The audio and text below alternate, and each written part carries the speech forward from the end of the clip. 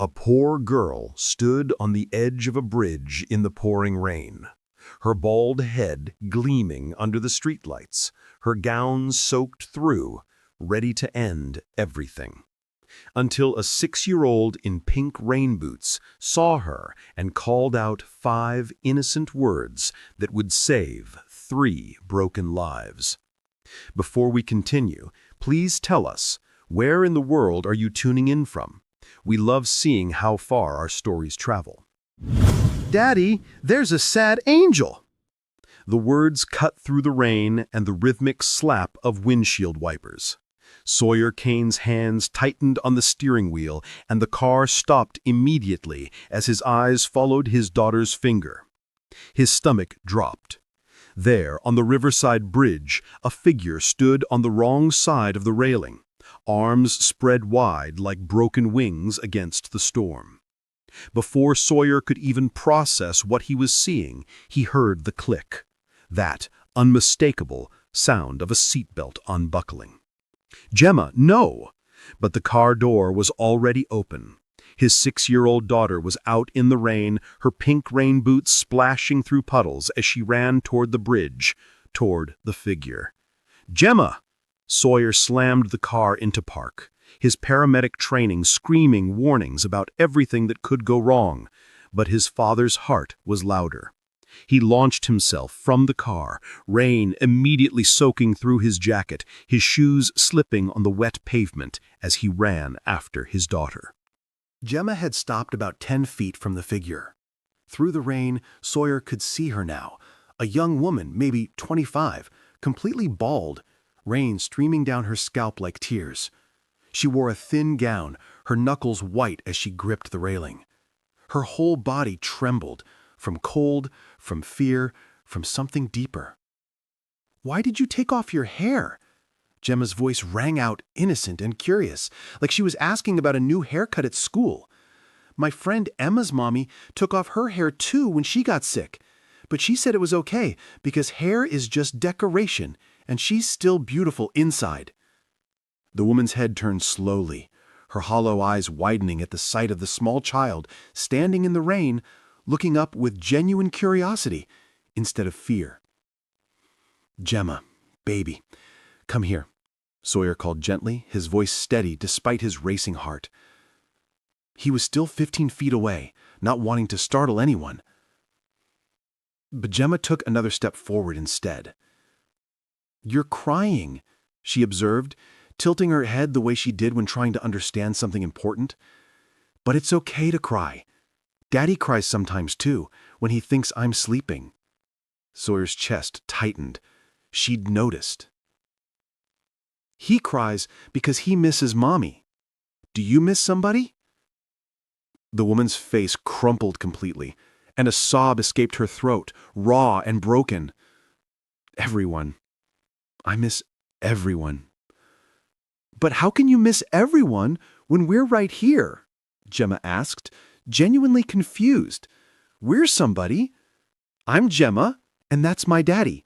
His name is Sawyer, but I call him Daddy, and sometimes Super Daddy when he makes good pancakes." Despite everything, the rain, the height, the proximity to death, the smallest, most broken laugh escaped the woman's lips. Sawyer moved closer, slowly, carefully. His paramedic's eye cataloged everything. The distinctive exhaustion of chemotherapy in her posture, the particular kind of despair that comes from fighting a losing battle. "Hi," he said softly, his voice cutting through the rain. "I'm Sawyer. You've already met my daughter, Gemma. We were just heading home from getting ice cream at midnight." "Ice cream at midnight?" the woman asked, her voice hollow but tinged with surprise. "It's our tradition when we can't sleep," Gemma explained seriously. "When your brain is too loud, ice cream makes it quieter. Daddy invented it after—" She paused, looking at her father. "After Gemma's mom passed, 6 years ago. Some nights are harder than others." The woman looked between them, this man and child standing in the rain at midnight, soaked through, sharing their pain with a stranger like it was the most natural thing in the world. "You should take your daughter away from here," the woman said, flat. "She shouldn't see this." See what? Gemma asked, genuinely puzzled. A sad lady who needs friends? We're really good at being friends, aren't we, Daddy? The best, Sawyer confirmed, taking another careful step closer. I'm dying, the woman said bluntly, like throwing a verbal punch to make them leave. Stage 4 cancer. 2 months left, maybe less. My mother died 3 months ago. She was my only family. I have nothing. I am nothing. Sawyer expected Gemma to be scared, to back away. Instead, his daughter's little face scrunched up in concentration, the way it did when she was working on a particularly hard puzzle. That's not true, Gemma said firmly. Nobody is nothing.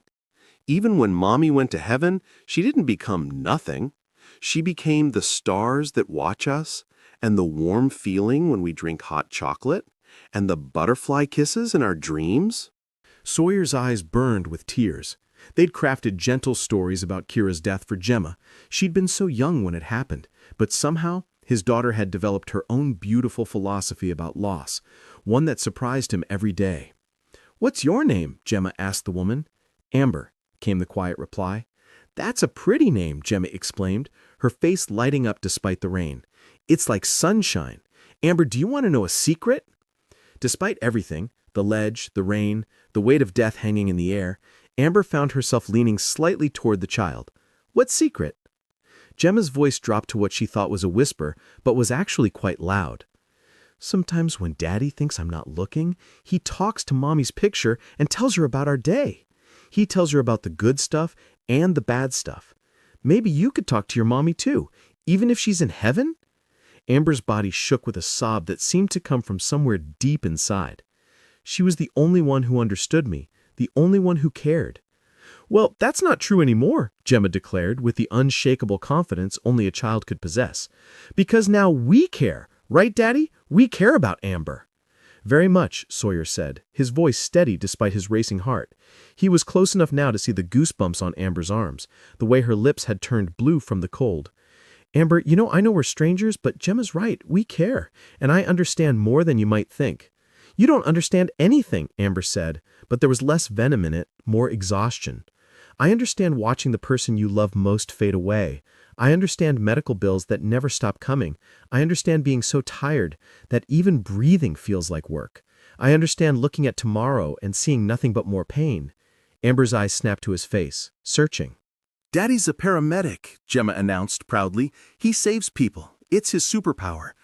I can't save everyone, Sawyer said honestly, but I try. And right now I'm trying to save you. Not because it's my job, but because... He looked at his daughter, standing there in the rain with such fierce determination. Because my daughter sees something in you, and she's never been wrong about people. Then Gemma did something that made Sawyer's breath catch in his throat. She walked right up to the railing, close enough to touch it, and held up her tiny arms towards Amber. "Can I give you a hug?" she asked simply. "Daddy says my hugs are magic. They made Mrs. Patterson smile when her cat went to heaven, and they helped Mr. Jorge when his son was in the hospital. Maybe they could help you too." Amber looked down at the small, fearless child, arms outstretched in the rain, offering pure love to a complete stranger who stood on the edge of death. I don't want to hurt you," Amber whispered. "I might fall." "You won't fall," Gemma said with complete certainty, "'cause we won't let you. That's what friends do. They don't let each other fall." "Gemma's right," Sawyer said, moving closer still. "Amber, I work at St. Mary's Hospital. I know exactly what you're going through. The chemo, the radiation, the endless tests. But I also know there's a new trial starting next month. Dr. Smith is running it. Have you heard about it?" Amber shook her head slightly. "I stopped going to appointments. What's the point when you're already dying?" "The point is," Gemma said very seriously, "that you're not dying right now. Right now, you're living. You're standing and talking and listening to the rain. That's a lot of living." "Out of the mouths of babes," Sawyer murmured. Then louder, "Amber, please, come down. Let us help you. Even if it's just for tonight, let us show you that you're not alone." "What if I'm too sick?" Amber asked, her voice small and broken. "What if I become a burden?" Gemma looked confused. "What's a burden?" "It's when someone needs a lot of help," Sawyer explained gently. "Oh, like when I had the flu and Daddy had to bring me soup and tissues and read me the same story 27 times? 28 times, Sawyer corrected with a small smile. But Daddy said that wasn't a burden. He said it was a privilege? Privilege. It was a privilege to take care of you. Yeah, a privilege, Gemma repeated proudly, then looked back at Amber. So taking care of you would be a privilege too. Amber stared at this little girl, so small, so brave, so full of love for a stranger, and something inside her cracked. Not broke, but cracked open, like a seed that had been buried in frozen ground, suddenly feeling warmth. If I come down, I don't know if I can be happy. I don't know if I can pretend everything's okay. You don't have to pretend anything, Gemma said firmly, with wisdom beyond her years. When I'm sad, Daddy lets me be sad. We just be sad together. And somehow, it feels less sad. It's like magic, but real magic, not the fake kind in movies. The rain was coming down harder now, and Sawyer could see Amber shivering violently. Her fingers on the railing were turning white, whether from cold or from gripping so tightly. Amber, he said gently, you're going to get hypothermia if you stay out here much longer. And Gemma, he glanced at his daughter who was now thoroughly soaked despite her raincoat, Gemma needs to get warm too. Come with us, just for tonight. We'll get hot chocolate, we'll get you warm, and tomorrow you can decide what you want to do. But tonight, just choose to come with us. I don't even know you, Amber said, but she was looking at Gemma when she said it. That's okay, Gemma said brightly. All friends start as strangers. Daddy says that's the beautiful part. You never know when a stranger might become your best friend, or even family. Family, Amber repeated, the word foreign on her tongue. We're a small family, just me and Daddy since Mommy went to heaven, but small families have more room to grow. Like our garden. We started with just one butterfly bush, and now we have 12. 13, Sawyer corrected. 13, Gemma exclaimed. See? Always room for more. Slowly, so slowly that at first Sawyer wasn't sure it was happening, Amber began to shift her weight. Her hands loosened slightly on the railing. If I do this, if I come down, I don't have anywhere to go. I gave up my apartment. I gave up everything. You can stay with us, Gemma announced before Sawyer could respond. We have a guest room. It has butterflies on the walls because Mommy painted them. But if you don't like butterflies, we could paint over them. But I think you'll like them. They're happy butterflies. Sawyer's throat was so tight he could barely speak. Gemma's right. We have room, and you shouldn't be alone, especially not when you're sick. Why? Amber asked, and it was a real question, desperate and confused. Why would you do this for me? Sawyer thought for a moment, then spoke from his heart. 6 years ago, when my wife died, I stood on a different kind of bridge. Not a real one, but a metaphorical one. I had a newborn baby who needed me, but I couldn't see past my grief. A stranger, an old woman at the grocery store, saw me struggling with Gemma, crying in the cereal aisle. She didn't know me, but she helped me. She said, "Honey, the hardest battles aren't meant to be fought alone." She watched Gemma for 2 hours while I sat in my car and fell apart. I never even got her name, but she saved me that day. So now we save other people, Gemma added matter-of-factly. It's like a chain of nice. Amber's legs were shaking so badly now that Sawyer was genuinely worried she might fall by accident rather than choice. Amber, please, he said urgently. Let me help you over. I promise we've got you. For a long moment there was nothing but the sound of rain and distant traffic. Then, with movements that seemed to take enormous effort, Amber began to climb back over the railing. Her foot slipped on the wet metal, and for one heart-stopping second she teetered. Sawyer lunged forward, catching her around the waist, pulling her over and away from the edge. She collapsed against him, sobbing, great body-shaking sobs that seemed to come from the depths of her soul. Without hesitation, Gemma wrapped her small arms around Amber's waist, pressing her face against her side. You're safe now, Gemma said, her voice muffled but clear. We've got you. We won't let go. They stood there in the rain for what felt like forever. A paramedic, a little girl and a dying woman, tangled together in an embrace that defied explanation. Finally, Sawyer gently guided them toward the car. "Come on, let's get out of this rain." As they walked, Gemma held Amber's hand tightly, chattering to fill the silence. "You're really cold, and you're shaking like when I had to present my project about butterflies to the whole class. But Daddy says shaking just means you're brave because you're doing something even though you're scared." In the car, Sawyer turned the heat up full blast. Without being asked, Gemma pulled her special blanket from the back seat, a soft purple thing that she never let anyone else touch, and wrapped it around Amber's shoulders. "This is my mommy blanket. It still smells like her, kind of, like lavender and sunshine, but you can borrow it. It has extra love in it." Amber clutched the blanket like a lifeline, breathing in the faint scent of lavender that indeed still clung to the fabric. The 24-hour diner was nearly empty when they walked in, dripping and exhausted. The waitress, a motherly woman named Rosa, took one look at them and ushered them to a corner booth without a word, bringing towels from the back. Gemma sat right next to Amber, practically glued to her side, as if afraid she might disappear if she let go. "Amber, do you like pancakes? The pancakes here are like clouds, happy clouds, not storm clouds." "I haven't eaten in 2 days," Amber admitted quietly. Sawyer flagged Rosa down immediately. "Can we get a full stack of pancakes, scrambled eggs, toast, and bacon, and 3 hot chocolates with extra whipped cream?" "Make mine with marshmallows too. And can Amber's have marshmallows? Marshmallows make everything better. It's science." As they waited for the food, Sawyer pulled a small notebook from his pocket, miraculously only slightly damp, and started drawing. "What are you making?" Amber asked, her voice hoarse from crying. "A picture of us," Gemma said, concentrating hard, "so you can remember tonight. See, that's you, and that's me, and that's Daddy. And those are butterflies all around us, because butterflies mean new beginnings. My teacher told me that." When the food arrived, Sawyer watched as Amber ate slowly, mechanically at first, then with something approaching actual hunger. Color began returning to her cheeks, although the dark circles under her eyes remained. "Amber," Sawyer said carefully, "you mentioned you stopped going to appointments. When was your last one?" 3 weeks ago.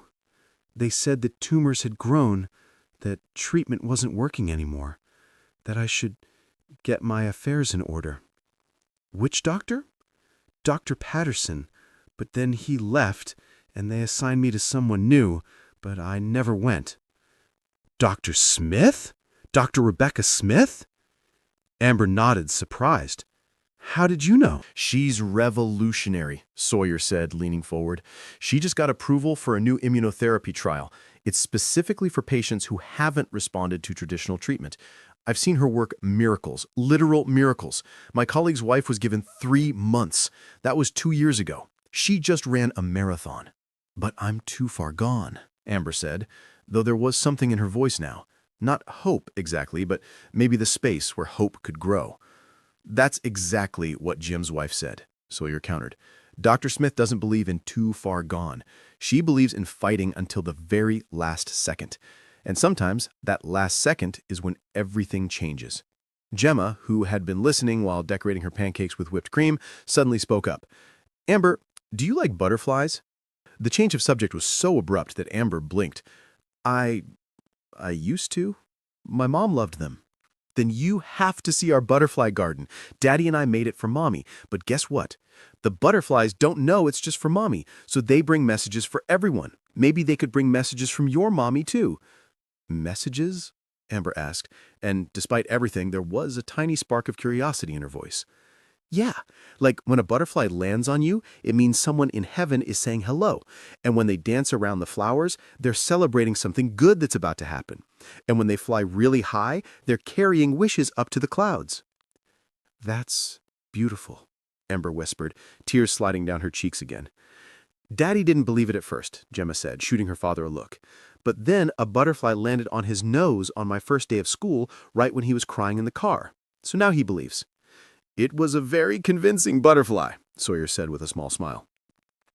They stayed in the diner until nearly 3 in the morning. Gemma had curled up against Amber's side, fighting sleep but determined to stay awake in case Amber needs another hug. I live about 10 minutes from here. The guest room is already made up. My sister stayed last week. You can stay as long as you need. I can't impose. It's not imposing, it's joining. There's a difference. How do you know so much for someone so small? Amber asked, smoothing Gemma's hair gently. I read a lot, Gemma said seriously, and I listen. Daddy says listening is a superpower that not enough people have. The drive to Sawyer's house was quiet except for Gemma's occasional sleepy observations. Look, the rain stopped. The stars are peeking. That cloud looks like a dragon. The house was modest but warm, with children's drawings covering the refrigerator and toys scattered across the living room floor. It looked lived in, loved, real. I'm sorry for the mess, Sawyer started, but Amber shook her head. It's perfect, she said softly. It looks like life. The guest room was small but cozy, with pale yellow walls and, as promised, butterflies painted in delicate strokes across one wall. Mommy painted those when she was pregnant with me, Gemma explained. She said butterflies would watch over whoever slept in here. Amber stood in the doorway, overwhelmed. I don't know what to say.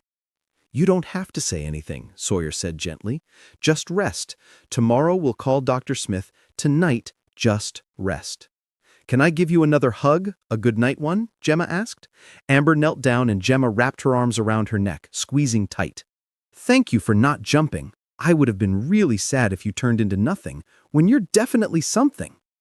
After Gemma was tucked into bed, Sawyer found Amber sitting on the guest bed, holding Gemma's drawing. She's extraordinary, Amber said. She saves me every day, Sawyer admitted, leaning against the doorframe. After Kira died, I didn't think I could do it. Single father, newborn baby, crushing grief. But Gemma, she made me want to be better, to be worthy of her love. She said you cry when you think she's sleeping. Sawyer's face flushed slightly. I didn't know she knew. Kids know everything, Amber said softly. I knew my mom was sick before she told me. I could see it in the way she looked at me, like she was trying to memorize my face. Is that why you were on the bridge? Because you couldn't bear to go through it alone? Amber nodded. The cancer is in my bones now. My liver, my lungs. Every breath hurts. Every movement is agony. And I had to watch my mother go through the same thing just 3 months ago. I held her hand when she died. She was in so much pain at the end, even with all the medications. I couldn't face that alone. You're not alone now, Sawyer said firmly. I mean it. We're here. For whatever comes next, we're here. The next morning, Amber woke to the smell of bacon and the sound of Gemma singing off-key in the kitchen. For a moment, she forgot where she was, forgot why she was there. Then it all came rushing back. The bridge, the rain, the little girl with the rainbow umbrella.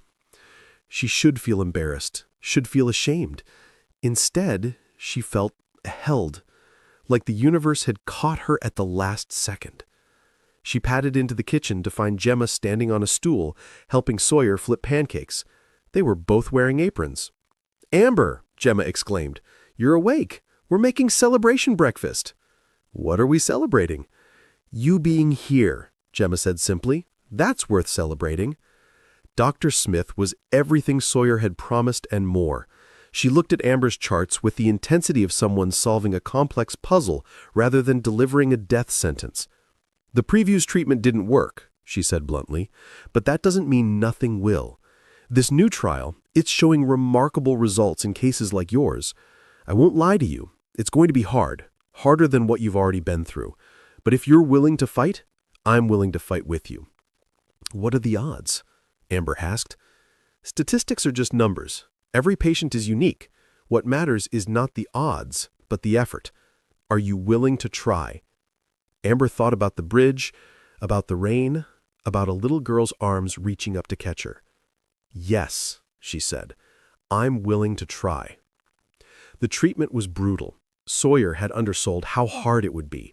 For the first 2 weeks, Amber could barely lift her head. She was staying in their guest room full-time now. There had been no discussion about it. It had just happened naturally. Gemma appointed herself Chief Happiness Officer and took her duties very seriously. Every morning before school, she would bring Amber a new drawing. Every afternoon, she would read to her from her favorite books, doing all the voices. Every evening, she would tell her about her day in exhausting detail. And then Marcus said that butterflies don't have ears, but I said they do. They just have different kinds of ears. And Mrs. Johnson said I was right, and Marcus had to apologize, but I said it was okay because learning new things is hard sometimes. On the really bad days, when Amber couldn't eat, couldn't speak, could barely open her eyes, Gemma would simply crawl into bed next to her and hold her hand. "It's okay to feel yucky," she would whisper. "The medicine is fighting the bad stuff. It's like when Daddy cleans my scraped knee, it stings because it's working." Sawyer adjusted his work schedule to drive Amber to treatments. They would sit in the chemo ward, Amber hooked to IVs, Sawyer reading medical journals or doing paperwork, comfortable in their shared silence. "Why are you doing this?" Amber asked one day, when the nausea had subsided enough for her to speak. "Really, why?" Sawyer looked up from his paperwork, considering. "Because Gemma was right. On the bridge, she saw something in you. She saw someone worth saving. And the more time I spend with you, the more I see it too." "What?" "Strength, courage, beauty." "I'm bald and dying," Amber said flatly. "You're fighting and living. And for what it's worth, you make bald look good." Despite everything, Amber laughed. A real laugh, not the broken sound from the bridge. "That's the worst line I've ever heard." "I'm out of practice," Sawyer admitted, smiling. "It's been 6 years since I've tried to make a woman laugh." There was something in that admission, something that hung in the air between them. But before either could address it, Gemma burst in with her latest butterfly drawing, and the moment passed. 3 months into treatment, something shifted. Amber woke up one morning and didn't immediately feel like death. She ate breakfast, real breakfast, not just toast, and kept it down. She walked to the butterfly garden without needing to rest. The scan results came back a week later. Dr. Smith actually smiled when she read them. "The tumors have shrunk by 40%, she said. This is remarkable." Amber stared at the images, at the dark spots that were notably smaller than before. What does this mean? It means the treatment is working. It means we keep fighting. It means hope. That night, they celebrated with ice cream at midnight, a tradition Amber had now been fully inducted into. Gemma made a speech, standing on her chair, spoon as a microphone. "I would like to toast Amber," she said seriously, "for being brave and strong and for not giving up even when the medicine made her feel yucky, and for teaching me that sometimes families find each other in the rain." "To finding each other in the rain," Sawyer echoed, raising his spoon. "To butterfly gardens," Amber added, her eyes wet with tears. "To magic hugs," Gemma shouted, then launched herself at Amber, wrapping her in the tightest embrace her small arms could manage. 6 months into treatment, the tumors had shrunk by 70%. 9 months in, they were barely detectable. At the 1-year mark, Dr. Smith used a word Amber had never thought she'd hear. Remission. "Complete remission," she said, showing the scans. "I can't find any active cancer cells. We'll need to monitor you closely, but Amber, you did it." Amber sobbed in the doctor's office, great heaving sobs of relief and disbelief and joy. Sawyer held her while Gemma patted her back, saying, "Happy tears are the best tears. They water the happiness flowers in your heart." The butterfly garden had become their sanctuary. Amber had helped expand it, adding new plants, creating winding paths, installing a small bench where they could sit and watch the butterflies dance. One evening, as spring gave way to summer, Amber sat on that bench with Gemma in her lap. Her hair had grown back in soft, copper-colored curls that Gemma loved to play with. "Amber," Gemma said quietly, "I have a secret." "Another one?" Amber smiled, running her fingers through Gemma's hair in return. "I asked the butterflies to tell your mommy something." "What did you ask her to tell?" "That we're taking really good care of you, and that maybe you could be my second mommy? Not a replacement mommy, because nobody can replace mommy, but like a bonus mommy." Amber's eyes filled with tears as she looked at Sawyer, who was standing in the doorway of the house watching them with an expression of such tenderness it took her breath away. "Gemma," Amber whispered, Would you really want me to be your bonus, Mommy? Gemma twisted around to look at her with those serious, wise eyes. You're not sick anymore. Dr. Smith said so. You're in remission, Sawyer supplied, walking over to join them. Yeah, remission. That means the bad stuff is gone. Gemma beamed. So now you can stay with us forever and ever. Forever and ever? Amber repeated, her voice breaking. Forever and ever, Gemma confirmed with the certainty of a child who had made up her mind.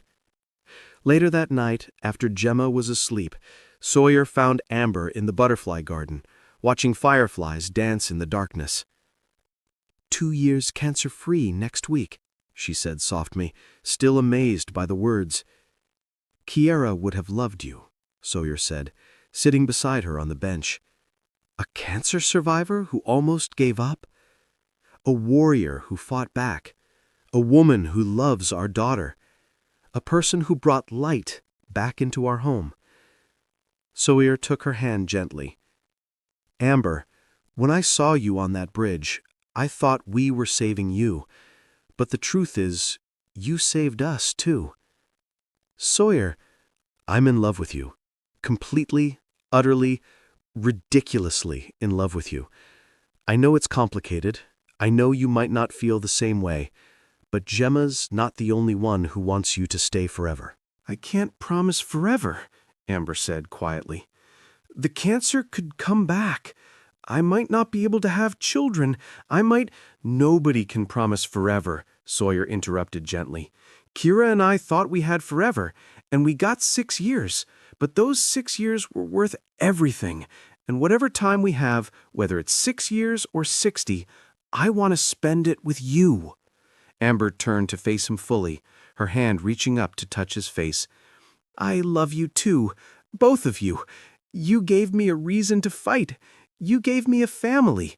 You gave me hope when I had none left. So stay, Sawyer whispered. Not as our guest, not as someone we're taking care of. Stay as part of our family. Marry me. Be Gemma's bonus mommy. Be my wife. Yes, Amber said, laughing and crying at the same time. Yes to all of it. The wedding was held in the butterfly garden on a perfect September afternoon, 3 years to the day after the night on the bridge. Amber wore a simple white dress with her blonde hair, now long and flowing, crowned with flowers that Gemma had picked herself. Gemma served as both flower girl and maid of honor, taking both roles very seriously. She'd practiced her flower-throwing technique for weeks and had written a speech that she'd memorized word for word. 3 years ago, Gemma said at the reception, standing on a chair so everyone could see her, 3 years ago, I saw a sad angel on a bridge in the rain. Daddy says I saved her, but that's not the whole truth. The truth is, we all saved each other. Amber needed a family, Daddy needed someone to love again, and I needed a mommy who would understand that butterflies carry messages and ice cream at midnight is medicine for sadness. She paused, looking at Amber with those wise, old soul eyes. Amber was really sick when we met her. The doctors said she was dying. But love is stronger than dying. Hope is stronger than cancer. And sometimes, when you reach out your arms to catch someone who's falling, you find out you are falling too, and you catch each other. There wasn't a dry eye in the garden. Dr. Smith stood up next, raising her glass. As a doctor, I'm supposed to believe in medicine and science and statistics, but Amber taught me to believe in miracles too. Her recovery defies all medical explanation. The only variable I can identify that was different from other patients was this. She had something to fight for. She had people who refused to let her give up. Sawyer stood, pulling Amber up with him. 3 years ago, I was a single father trying to make it through each day. I thought our family was complete, just Gemma and me. But then we met Amber on the worst night of her life, and somehow that became the best night of ours, because that was the night our family really began. He turned to Amber, his eyes full of love. You asked me once why we helped you. The truth is, we couldn't not help you. Gemma saw an angel, and she was right. You're our angel.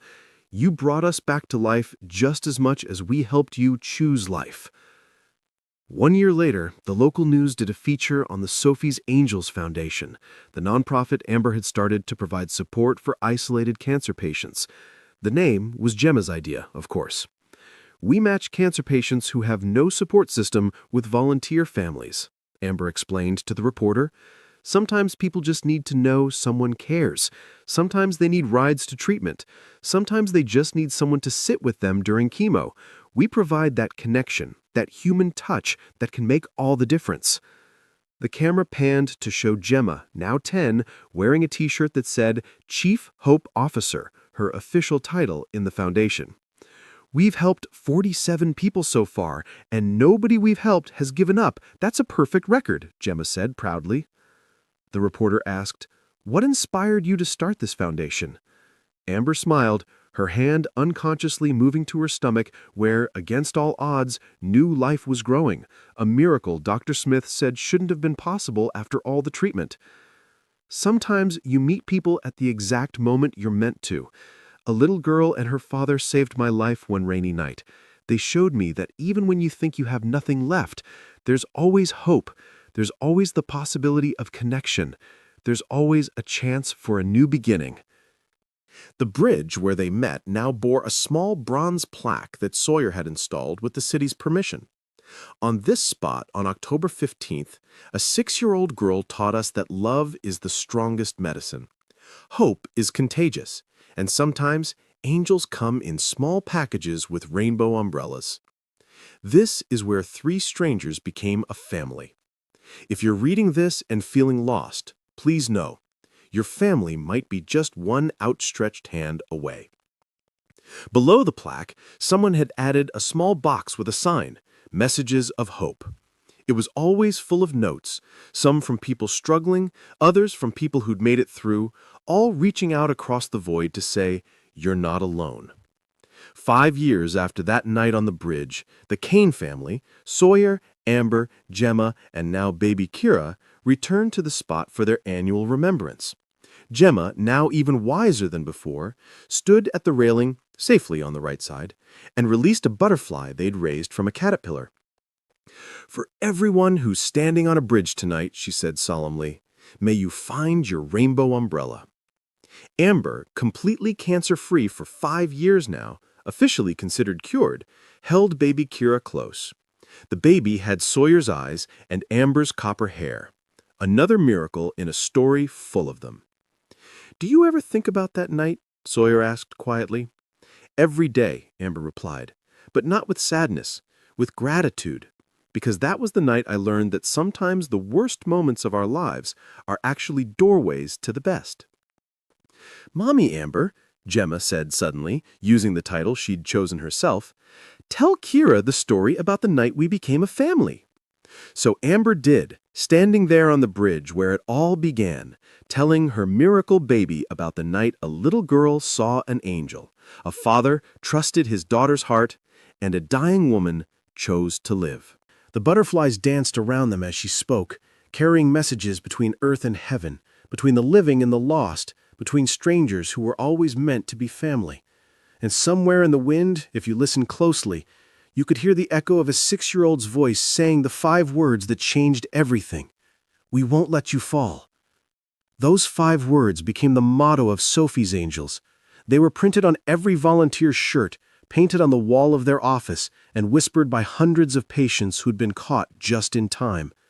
Because sometimes that's all any of us need, someone to see us in our darkest moment and say, "We won't let you fall." Sometimes salvation comes in the form of medicine. Sometimes it comes in the form of time. And sometimes it comes in the form of a little girl with a rainbow umbrella, standing in the rain, arms outstretched, refusing to let a stranger become nothing when she could help them become everything. This is the true power of human connection. This is why no one should ever stand on their bridge alone.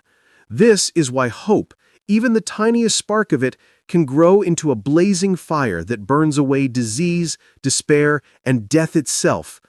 Because love, real love, the kind that shows up in rain boots at midnight, doesn't just save lives, it creates them, it multiplies them, It transforms them into something beautiful enough to make butterflies dance and angels sing and little girls believe that magic is real. Because it is. The magic is real, and it lives in every hand we extend to catch someone who's falling.